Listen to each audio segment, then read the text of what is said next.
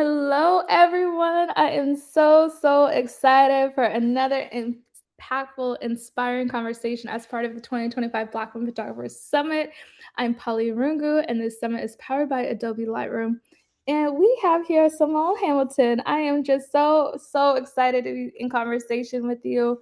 As I was telling Simone before we hopped on here, was I've been watching her work. She has been putting in the work. She has been just doing so many incredible things, and especially with her unique eye.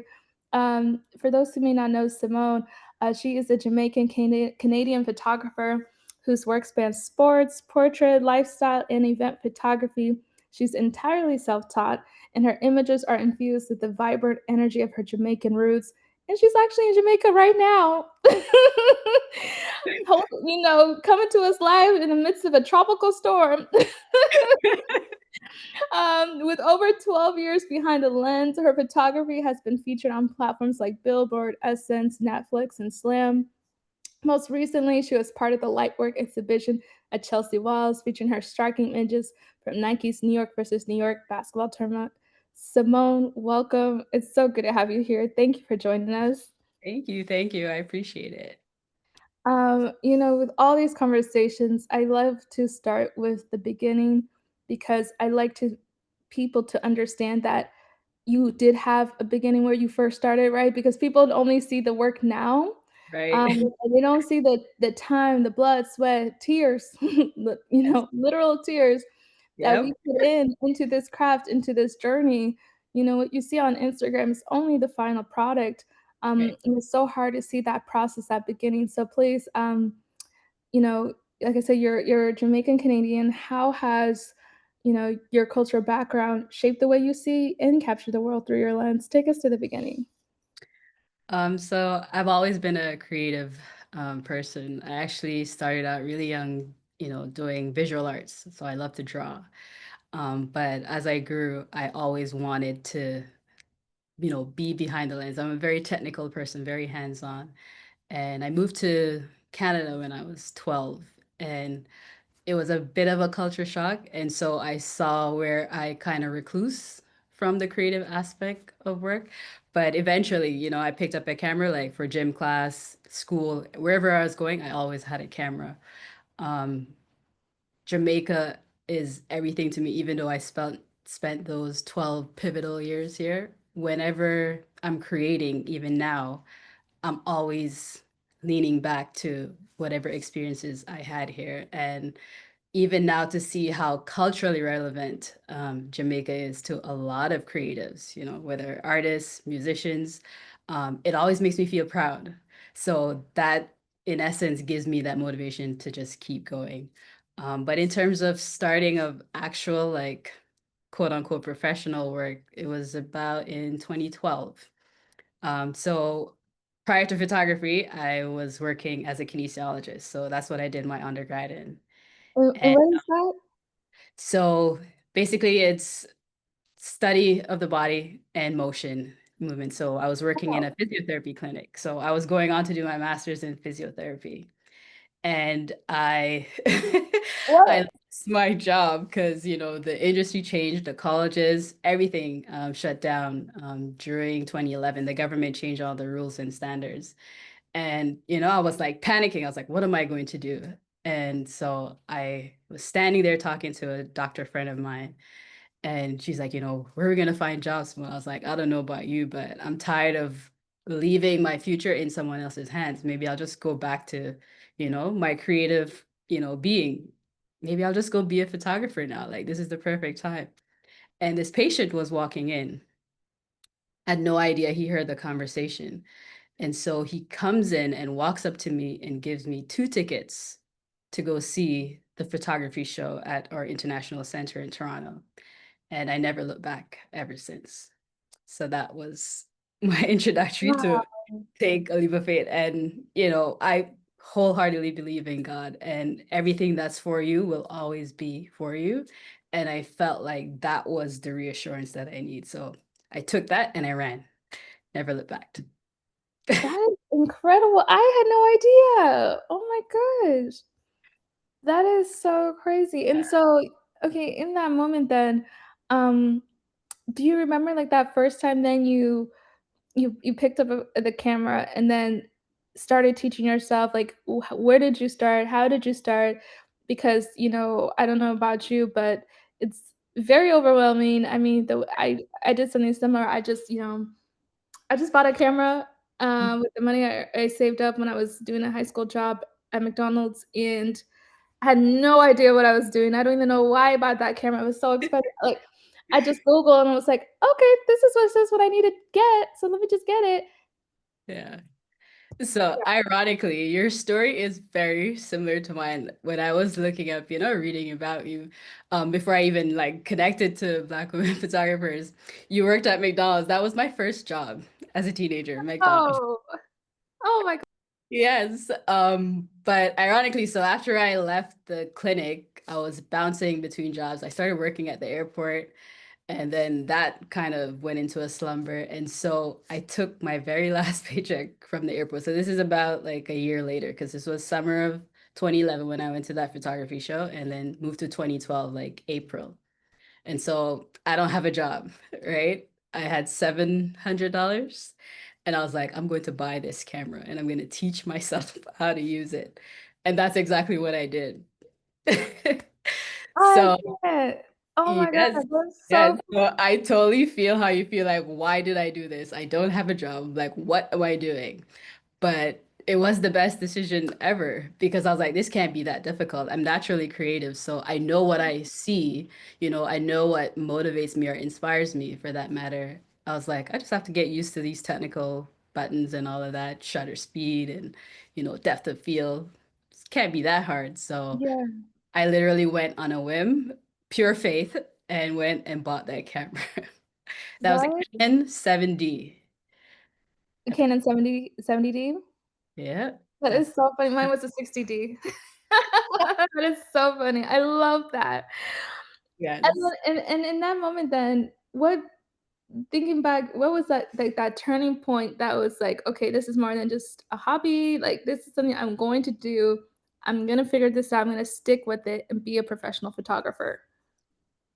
So that was, I said 2012.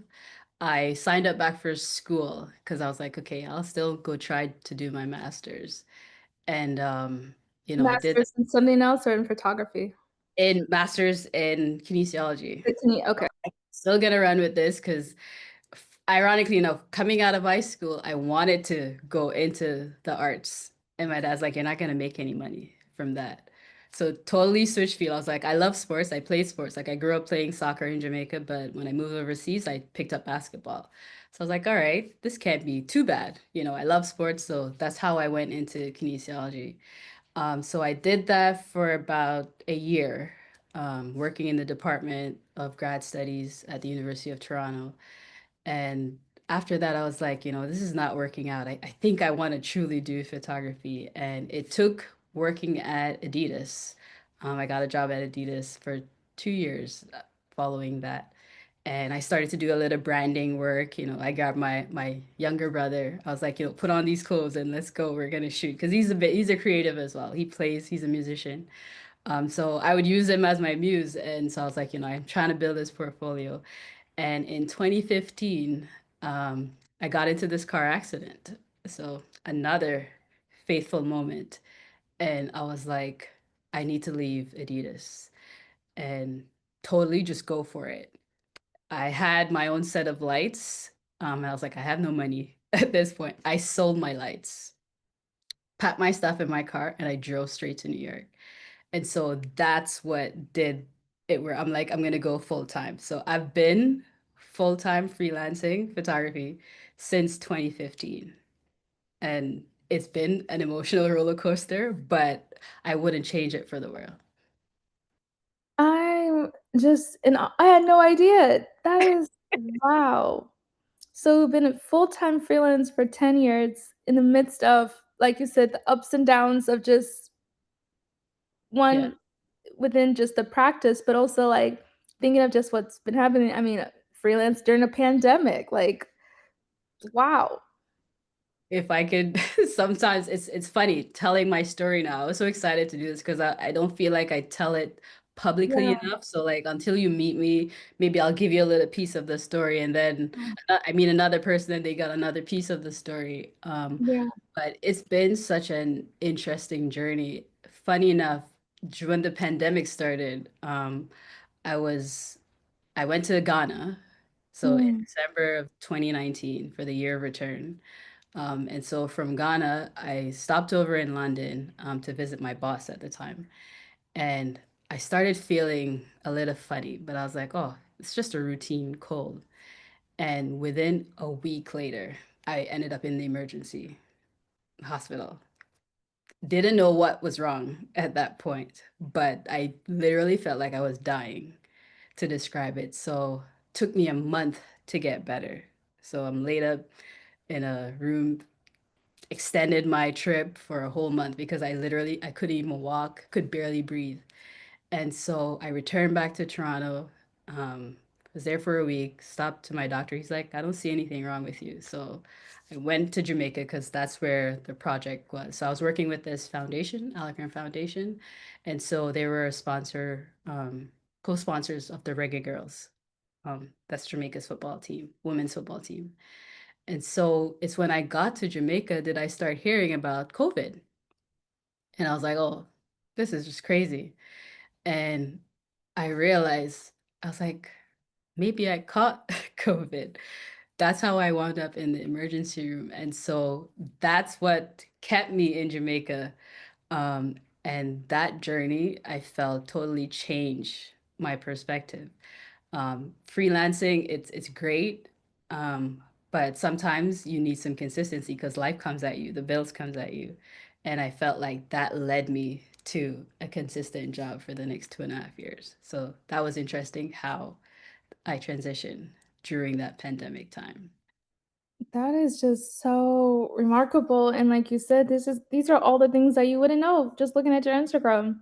I know, Like, right? what you've been through, what you had to be resilient, with, like, it is just truly remarkable, so thank you for, just being so open and honest here.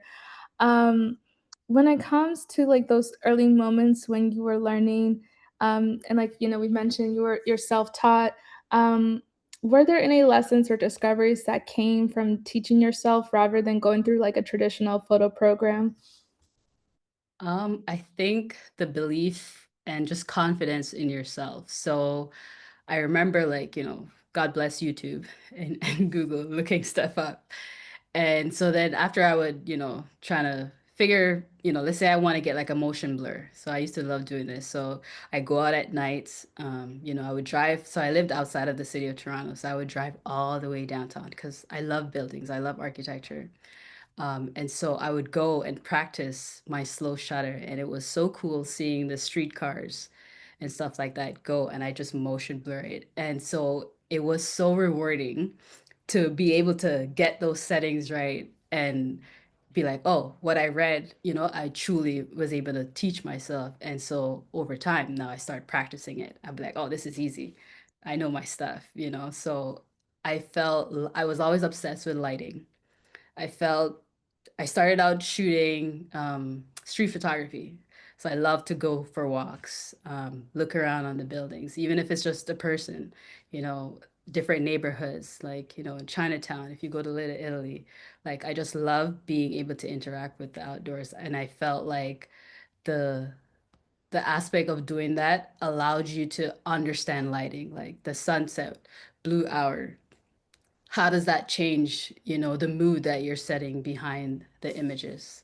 Um, these were some of my favorite images from Jamaica. And that's why I'm pulling them up when as I'm thinking about your street photography. I was gonna ask you what came first in terms of niche, and this is just beautiful.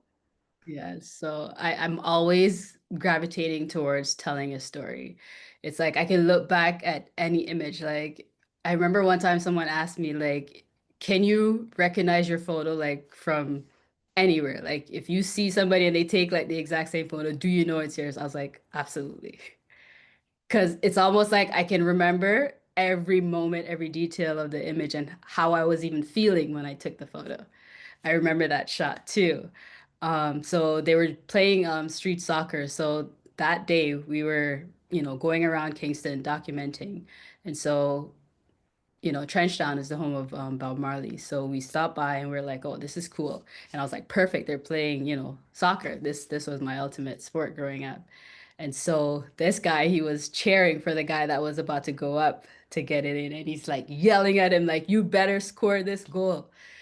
So Jamaicans, we're very passionate. Oh, yeah. Comes to track and field when it comes to football. Oh, Not yeah. so it was really neat that day. I really loved it kind of, reignite that passion for me. And like you say, I mean, you're capturing the story, all of this. Oh my You were gosh. gambling. I thought that was so interesting. That's a good friend of mine, Emmanuel Afolabi, great director. Filmmaker right there. So yeah, the kids, they were just so unique, and especially this girl. I love this photo. So I walked up to her and I was like, "You gonna let me take your picture?" And so she looks over to the side at my cousin, and I just snapped it right then and there because she wouldn't look at me, so she looked at him. I love this. Oh I my was like, "I god. got you." um this guy, that little kid, he was really unique. I call him a rude boy because the moment I said, come, let me take your photo, he put up his sign. He's like, I'm ready, so I thought that was really cool. But this was taken in Life Yard. It's a really cool spot in Kingston where creatives really come, and it's good to inspire the kids that there's more to life outside of um, their community. Just remarkable. And let me just like zoom back out real quick. You photograph across different niches, lifestyle, entertainment, basketball, sports, concert, culture, events. And people always say when you're starting out, you gotta be in one box, you gotta do one thing, be a master of one before you try to be master of all. But I feel like you don't have to be tied to down to one niche, and you show so brilliantly well that you can do all the things that you're interested in and be a master in all the things. And so how did you, I guess, approach that, tackle that? Like, you first started with street, what came next, and how did you develop your craft and skill amongst very different niches? I felt like all these different niches, they all actually still connect. Like, okay, you're a football or a basketball player. You do listen to music to get you hyped up for the game. You love music, so you go to a concert. Whatever it is. So everybody loves different type of music. So I might love reggae. You might love, country music. So I feel like all of those worlds can still, blend in because it's all connected. You're going to your basketball game, famous player, let's say LeBron James. Everybody's decked out in their fit. It's all about fashion, so you see people embody um, all these different things. And that's what truly makes that person them. That's what we see and what we love. So I felt for me, everything that I'm photographing was so much of a reflection. Even if I'm not into it from the day to day, I still love that. I still put it all together, and I that's the vision that I create. So that truly helped me to shoot across those, various disciplines because everything is connected. And so that's how I shot that. That's so true because I definitely see that thread line through your work, and that consistency and style, even in terms of editing and just like how you approach it. Um, when you are photographing, whether it's an athlete, a performer, or an event, how do you go beyond the action to find the story beneath it, the emotion, the humanity? Because I think you do that so well. Thank you. I always do my research. So it could, for example, these images was from Buckets and Brunch. So I connected with a really dope photographer, Emily Johnson, and they were shooting down by Seaport. And so I was like, I really want to come out and document the girls. And, we really love what women's sports doing, rocking the shirt together. So I really do my homework on that. And so each of these players that you see me highlight, like they've all played basketball on some level, whether it's semi-professional, collegiate level. And so as I'm doing that, I kind of aim for the emotion. Like I know Simone, she's sick with the crossover. So whenever I see her, I'm trying to catch her in action as she's doing a really cool crossover. Because that also reminds me of myself. I was nice with the basketball. So those really fun moments like for this, that's Emily and Chubby. And so I thought it was really cool, like she hopped on her shoulder and then she started walking around with her to take all the different images. So that was a film camera that they have. And so I'm always aiming to tell each person's story as I navigate the sport. So, it's really neat, but a lot of that starts with, doing the research and fine tuning. Sometimes I even put myself in the game, like what would I be doing, if I was here playing this. So I'm always geared towards emotions. Whether you're laughing, you're sad, to get hype if it's a basketball game. So, I love to dance. So, I caught Sydney. She was like doing her dance. She's the one with the blonde hair. So, all these little, nuggets. That's what I'm looking for when I'm shooting, just to tell that story. And with that, you said, you've said before, like, you aim to tell a story with every frame, and we're seeing here that you do that. Um, what makes a photo feel complete or true to you? Ooh, um, I truly try to capture everything in frame. You know, big shout outs to Canon. I love the color profiles in my Canon. I think the editing process is what truly fuels that final mood that you set um, to the image. I think I try to go for something very warm, but yet still very inviting. So if it's, for example, some of these images from the girls' jamboree, this was 2024, New York versus New York. These girls go all out while they're playing. So I think, it's summertime.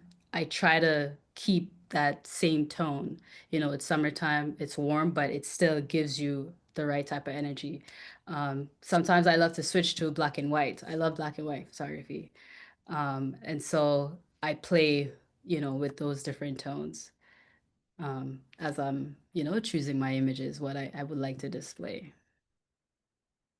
So, so good. How do you balance the technical, aspect from the lighting, the composition, the timing, with pure instinct? Um, that is a lot because, as I was listening to Maisha's performance, sometimes you get so excited, you shot like 2,000 images, and you're like, oh my goodness, why did I do that? Because now you have to go through all of those Oh, photos, yeah. Every single two, and yes. you're like, screaming. So I always try to pick, you know, like what emotion am I going for? You know, for something like this, the West Indian Day Parade. I've always wanted to shot it, and that day was cut short because there was a shooting. But I was walking around for like 2, 3 hours, and I was like, I really just want to capture Jamaica. But at the same time, there's so much love for all these other Caribbean islands. But, we're just always so proud, heavily on the Jamaican. But I was like, I wanted to see the display of pride for everybody. Who it doesn't matter what Caribbean island you're from. I wanted to see that. And so that's how I started navigating my way. So it's always tricky trying to create that balance, but I always try to think about before I go, like, what do I truly want to say for today? Like, what do I truly want to capture? Mm. And, Jamaica, like you said, I love Jamaica, and the people and the culture and the colors and, Jamaica's color and rhythm are so palatable. Do you find that energy comes through in your photography even when you're shooting in a totally different environment, even when you're not in Kingston? I hope so. It's funny. Sometimes I'll be in my head and I'm just shooting, And then when I put out the image based on the response I get from it, then someone tells me like, yo, that makes me feel like, like when you're in Jamaica and this and they're going on. And I was like, well, maybe I wasn't even thinking about that. But I think subconsciously, I'm probably always trying to connect the dots to my roots. But I guess it's always there without me knowing, but I'm always drawn to the color. So even like this, this was shot in Ghana, like the movement. Ghana was so similar to Jamaica. Like I had a blast there. Like it felt like home. And so culturally, I was like, these colors are so vibrant. We're such vibrant people. So I Mhm. felt like that comes out through the images as you look. Oh, I love that picture. I remember as I was walking and, when I asked her though, if you go back, the one with the girl, Yeah. and she just leaned over, I was like, ugh, chef's kiss. It was perfect. And so her outfit, the green, but hints of yellow and the black and the red, it was just perfect.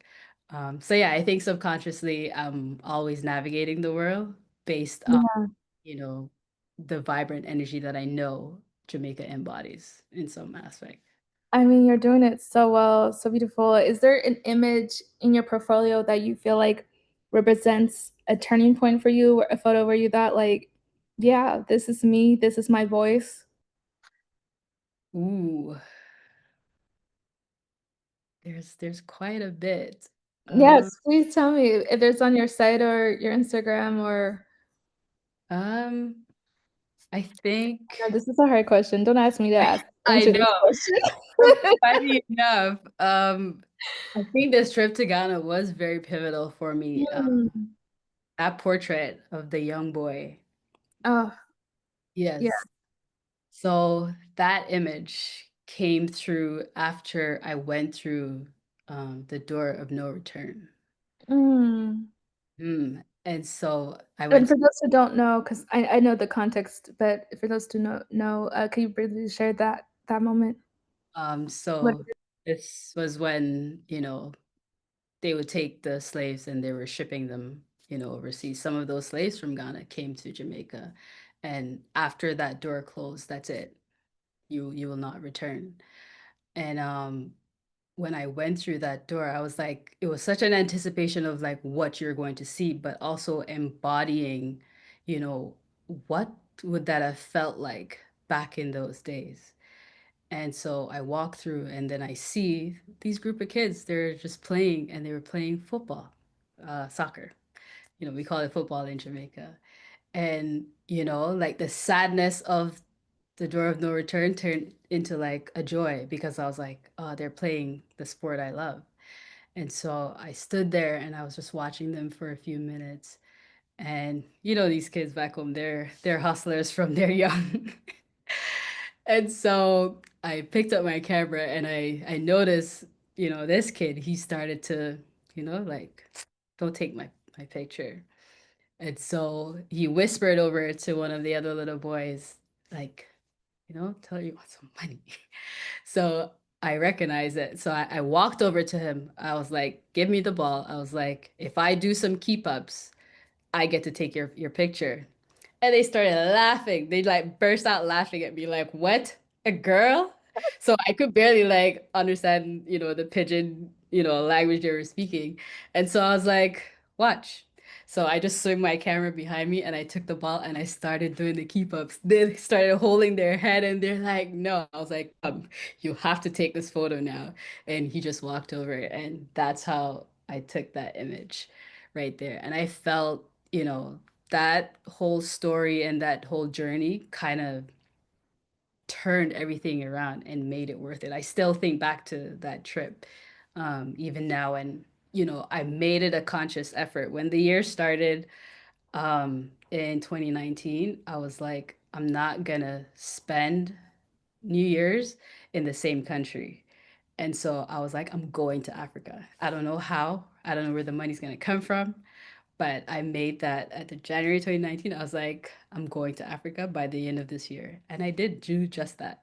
And so I realized, I'm big on manifestation.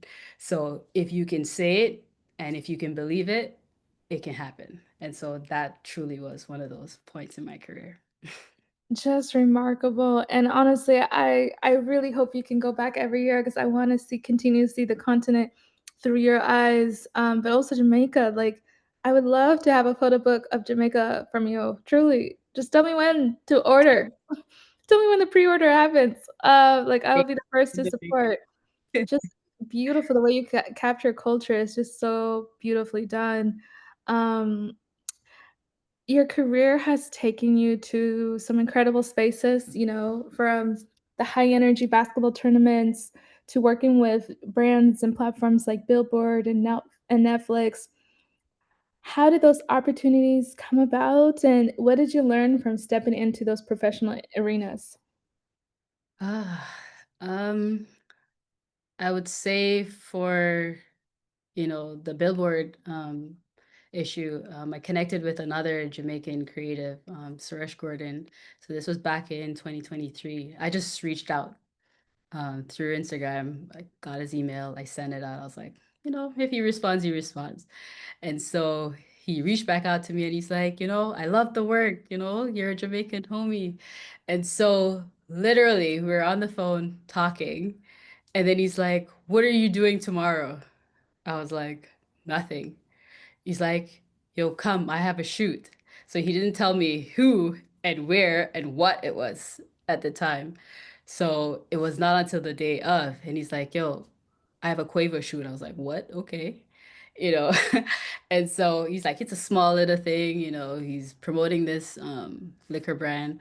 So that's how that image of Quavo came about, with the white rum, the cognac that he was, you know, Yeah. trending for. So that ended up in Billboard. I was like, what? I was like, oh my goodness. So then recently now, with Nike, yes, that image. Mhm. It's Sorry, yeah, I got distracted. I was still looking at her work. I was like, "Oh, yeah, maybe I should pull up the Koibo photo because I know what photo you're talking about." But yeah. yeah, No, keep that going, image. yeah. Like, oh, this is dope. And then, most recently with the Lightwork exhibition, through Nike, um, that came about through, a friend of mine, Emily Johnson. I was telling you about her before. Mhm. So she had suggested, like, hey, this Nike is having this focus lab coming up. I think you should truly apply. And I was like, all right, it's like a 5-week program. I was like, man, I'm supposed to travel back to Jamaica.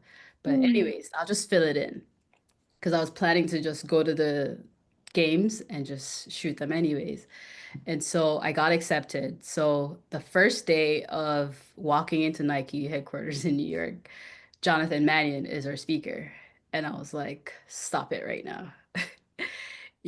I was in awe because when I drove out to New York in 2010, I was like, 2015, when I was like, this is what I'm gonna do. I'm gonna go full time. I had met, a colleague of his that knew him, and he's like, "Oh, you need years before you get to Jonathan Mannion level. You're not just gonna meet that guy like that." I was like, "Okay, no problem. I'll put in the work." And so here he is standing in front of me giving a speech about his journey, which I grew up through that era of his photography with all the different artists and stuff. And so I was geeking out. So that's how that um, position came about. It was through, a friend of mine, Emily. So she was the same one that runs the Buckets and Brunch, the other basketball tournament that we were talking about earlier. And so you start looking and seeing where people are appreciating your work, they love your energy, what you're bringing to the table. And I feel like once you're being yourself, that's it. Everything else will just truly come to you. Um, but back to, like, Netflix. That was when I was doing production work. So when I just got to New York, I was like, oh man, I have no money to like sustain myself. And so two of my brother's older friends, they work in production.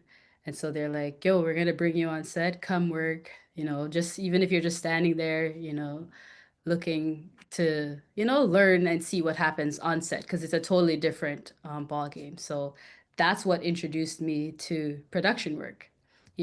Sometimes we see the end product and we're wondering how did this come about, whether it's a film, a short film or a commercial, even if it's just an image. And so doing production work consistently, we landed on Tracy Morgan's um, Netflix special when he returned from his car accident.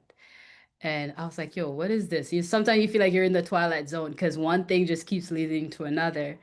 And that day, I didn't get paid for working on that production, but my name was in the credits. So if you were to go back to watch the trailer for that, I was a PA on set for that special. So, it's a bit of trying to navigate these different, you're gonna get a lot of no's. So I feel like you also have to be persistent. And I think as long as you know what it is you're going for and your aim, I think you will find a way to get through those doors. But a lot of that is relationships.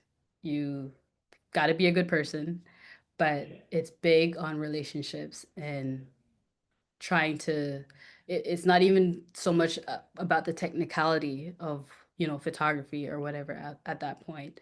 If you're always a student um, of photography, whether it be film, I think people will see that in you and they'll try to nurture that talent. So that's what allowed me to navigate. So there was a lot of where, I reach out, cold calls, emails, but I feel like a lot of it also came from referral once I created a relationship with this person. Oh my goodness. Wha You are just so incredible, honestly. And I mean, I hope you're seeing the chat. So much love for you, in the chat. People are saying amazing, fire, you're so talented. I love, Moselle's comment here. I love your personal interactions and convos with those you photograph. Such memorable moments and beautiful documenting. Again, please tell me when this photo book is coming out, man. Please, I'll be Give all the feels right now to work on that because that's something that I've yeah, always wanted to do. I can hear my uncle in my ear because he's like, get to it. So I'm trying to not overthink life yeah. coming to me. But it's coming. In due time. There's a question here. Someone asked, looking back, what advice would you give your younger self? And would you change anything about your journey to becoming the photographer you are today? Love that question. Yes. I always think about that. Um, my younger self, I'll definitely say be patient. I felt like I don't want to call it impulse, but I'm very spontaneous. And as long as the energy is right, I just take a risk and I go. I kind of live life on the edge sometimes a little bit. I don't realize it in the moment, but like when I look back, I was like, what were you thinking? But it's some of those moments that kind of got me to where I am today. But I would tell my younger self, be patient. You don't have to hurry up and figure it out or pick a niche. And the idea of success, you can't let anyone or anything anybody else is doing kind of dictate your view of what success is. So that's what I would tell myself. Be patient and just focus on your own path. Your success is your success. I think I answered the first part. What was the next part of the question? Um, let me go back to that. I was going back to your work again. I am just like, there's some photos here that I would love to touch on. They said, was there anything that you'd want to change about your journey to becoming the photographer you are today? No, Mm, I truly live life with no regrets. And I yeah. think that's what builds character. So if it wasn't for some of those hard, tough moments, those sleepless Mm, nights, those tears, those, thoughts in your head that just send you spiraling. There were times where I put down the camera, I was like, I don't want to shoot anything. I just mhm, don't want to look at a photo. I don't want to see anything. But, I'll go out or I'll go travel and boom, I grab my phone. So even if it's not my professional camera, I pick out my phone. So I'm always mm, taking a photo. So I was like, you're so silly. Like you really love what you're doing. It's just your mind's playing games. mm. So yeah, I wouldn't change a thing. And going back to your photos here, is there a photo you didn't plan but turned out, like, to be one of your favorites? Um, Because I you know how love they say, like, the happy mistakes, like, when it comes to film or this. whatever, sorry, what was that? Which photo? The first one, so there was a opening image, that This one. one? Yeah, so it's the opening image to my website when you go to Mm, it. And I it was at the Unruly Fest that's held by Jamaica's artist Popcorn every year. And so I never knew who this artist was at the time. And I just thought it was so unique and interesting. And I was waiting, just waiting for the moment. And then put his leg up on the speaker box and he leaned forward. And so that's how I got that shot. So it just literally came out of nowhere. But I knew I wanted something like this and I knew I wanted it to be black and white. So I was waiting, just shooting, like waiting for the right artist to do it. And just he ended up doing that. So I wanted that shot, just like staring dead ahead. And the lighting that was just hitting his face. It was just perfect. so good. And tell me a little bit about the gear you use. I know when you first started, you had the Canon 70D. What are you using now? What is in your gear kit? So I have a 5D Mark III and a 5D Mark IV, 24 to 70 lens, 2.8, and my 70 to 200. And I also have a 35 millimeter. Um, it's crazy when I think sometimes, how, gear. Everybody says it's not about the gear, but you use what you have. I felt like I truly embodied that because there's so Mhm. many different events that I went to with just my 35 because my 24 to 70 broke while I was in Mhm. France. And we all know photography gear is not cheap. And so No. I couldn't afford to replace it. And I was like, if I keep renting, like I'm gonna go broke. And so I was like, you know what? I'm gonna make this 35 work and the 70 to 200. So I had those cameras slinging for quite some time before I was able to get my hands on something else. But yeah, that's what's in my gear kit now. Do plan to do a little upgrade soon, but we'll see. Is there something that, like, outside of the gear kit that you truly has helped you the most within your photo process, whether the editing, whether the work the just the day of, like, any other things besides the actual equipment that you take with you that it's like, "Oh, you can't live without?" Um, I don't think it's physical equipment. My phone is everything to me because it's like my little my little journal of everything. So if it's like a mood board, it's like I'm always referring to that. But the biggest thing is like that's how I get my music going. I always have to have something playing and that's what I shoot to. I'm moving to the beat of my own drums. So whenever I'm going to shoot anything, there's got to be a music, some type of a song, some beat, and I try to always correlate that with whatever it is I'm shooting. Uh, Mm. yeah, gotta have music. Oh, always. Another person asked here, with doing multi-genres, do you keep it all on one page on social media, or do you separate like weddings from sports, for example? So I'll pull up your Instagram again, so they can see. So crazy enough, I when I started out photography, I was assisting this photographer at through church. Mm. And so that's how I got really good at understanding lighting. So he was an events photographer, and so he would print the pictures right there once he takes them. And so it was just such an easy setup. And I remember like the second time, we went to an event and he's like, "Do you know what to do now, Simone?" And like I just set up the whole thing and like the Like it's angles. time. So he's like, It's "What?" time. He couldn't believe it because I'm like, I have a photographic memory, pun intended. And so he was just like so struck and he's like, I think you're gonna be really good, in the future. And I was like, I hope so.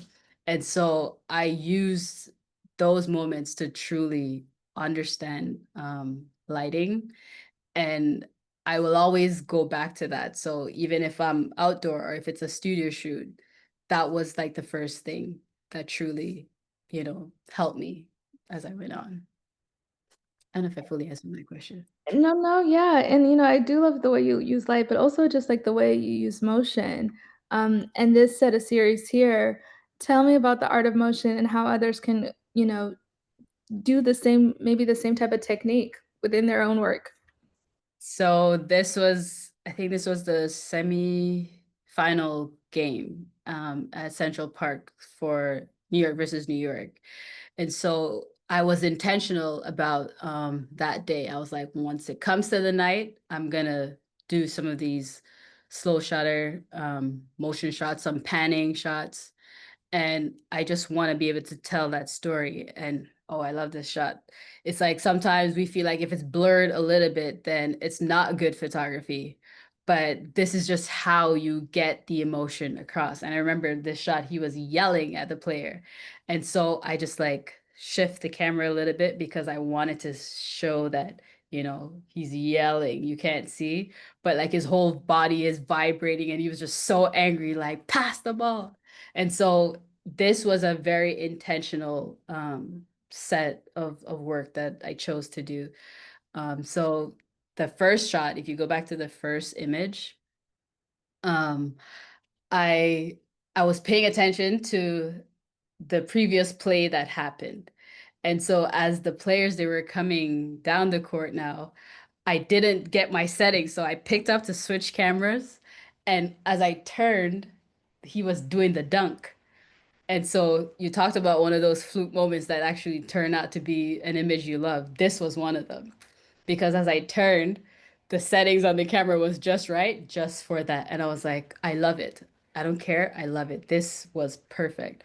So, being deliberate about Yeah, setting the tone. Okay, I'm going to try this. And that's how I did. I focused, on motion the whole time. Yeah. it is so, so good. I Mhm. love this. We have another question here. They ask, "How has your definition of success as a photographer changed over the years? And are you required to plan ahead, or is there anywhere you plan to be in the next 5 years?" Oof, that's a hard one. I can't even tell you where I'll be in the next year. But I'm glad you're the one who has to answer it, not me. Oh, wow. That's a tough one. Um, I think over the years, and we were touching on this before, our definition of success. I felt like, if it was something I prayed for, then and it happened, that was something successful for me because I felt like that was supposed to happen. So I kind of separate that into those moments where, is it just a fleeting moment and, it's just by fluke. But if it was something I truly prayed for, once I'm on that journey and I get to whatever end it is. So if it's, I always wanted to work with Nike. So even how, I was always shooting these tournaments just for free, just going out and shooting them, to now being able to actually deliberately to say, hey, I did these in collaboration with Nike. So it is important to write down your goals. If it takes a month, 3 years, 10 years, that to me, as long as it happens, that's my definition of success, and it's no one else's. Uh, Mm. yes. And so I always keep that perspective. And in terms of, in 5 years, yeah, I don't know what's going to happen, but I think, those photo book series of truly displaying my work and making, a permanent, you say like a book, like something that it's tangible, you can hold on to it. I think that's something that I truly really want to get done in terms of in the next level of my photography. I always wanted to display my work in galleries, but a body of work, not just like one or two images. So Mm. it was really nice being able to display, two of those images for the Nike Lightwork exhibit. But I feel I want to display an entire body of work where you come into that gallery and it's all Simone and there's a cohesive theme behind whatever it is I'm displaying. Oh. I know that it's definitely going to happen, and I'll pull up that photo again because it's actually one of my favorites, from that it was the Lightwork exhibition, right? Yes. Let me pull it up.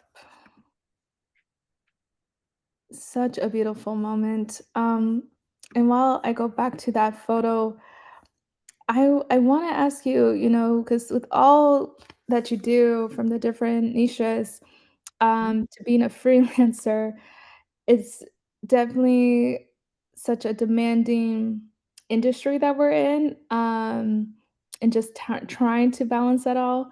How do you take care of yourself and your creativity, in these moments, and, what keeps you grounded or inspired?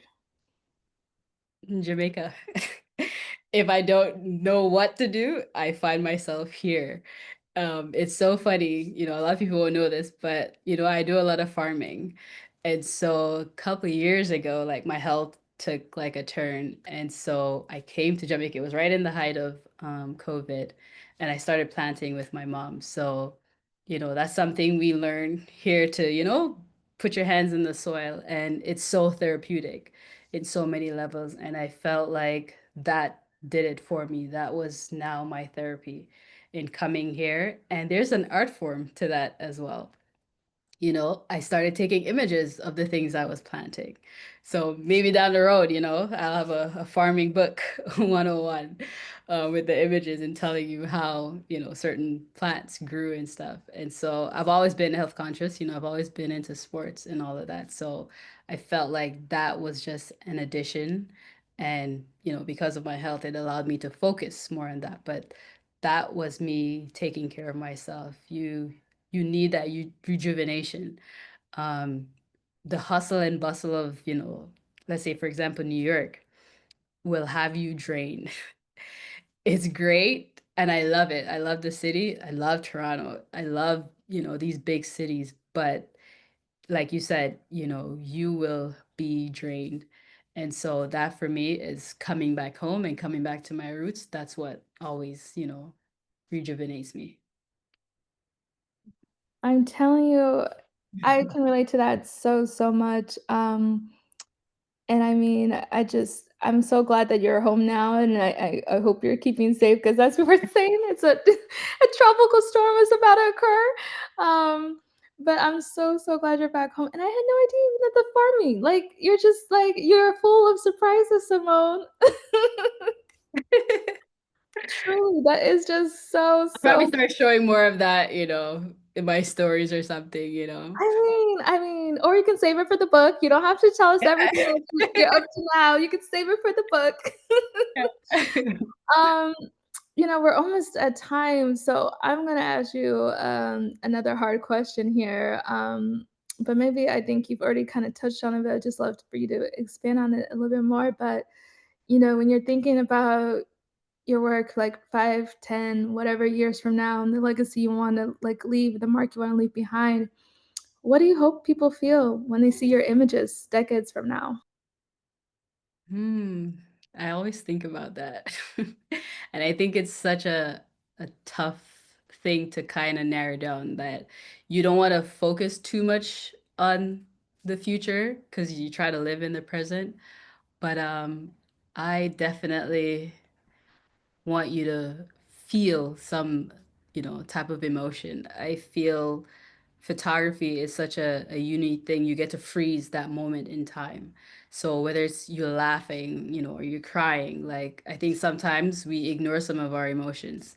And Mm, so maybe that image will bring something out in you.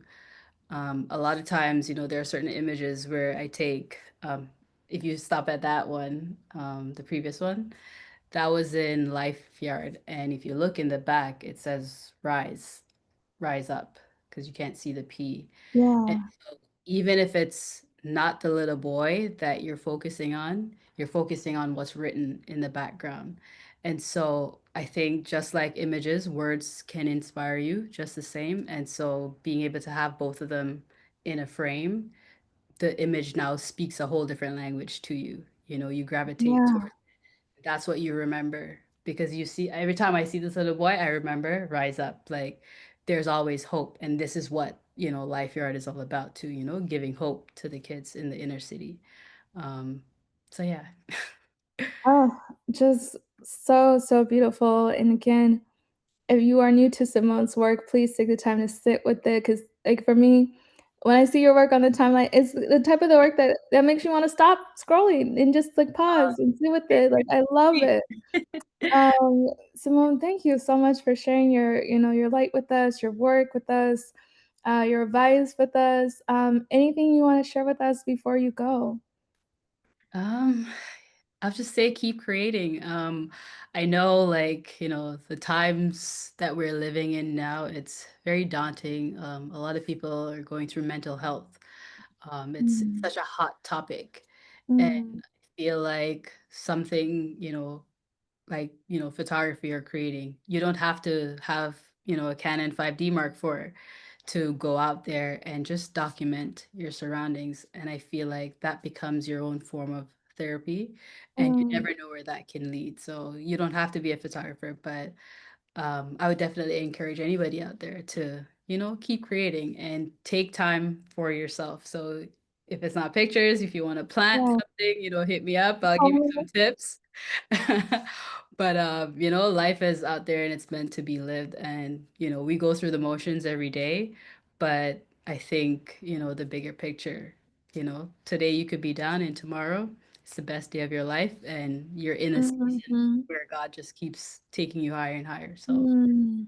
yeah, that's Ah, Simone! Oh my god, I can't believe we're have to wrap. I love this comment here from Beatrice. This is just a perfect way to just, like, end this conversation. She says, "You and this summit has inspired me to share my story, not only through photography, but within the narrative. Thank you."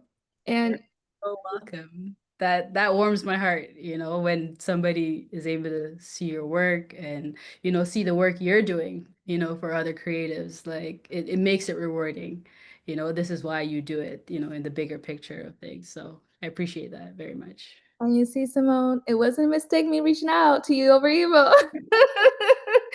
Before this, y'all, she was, like, telling me, "Oh, did you mean to email me?" I'm like, "Yes, so I meant to email you." Because I already knew you had an incredible story to share. I mean, I didn't know that was this beautiful, but I'm just in awe even more of you and your work. And so thank you. Thank you for spending time with us today, in your beautiful homeland of Jamaica. I'm just so again excited for what is to come for you. And thank you everyone for tuning in to Simone's session and part of the Black Women Photographers Summit that is powered by Adobe Lightroom. We still have a few more incredible speakers for day two, so do stay tuned. Stay following Simone for you can see what she's up to next. And again, thank you everyone for joining us. Bye.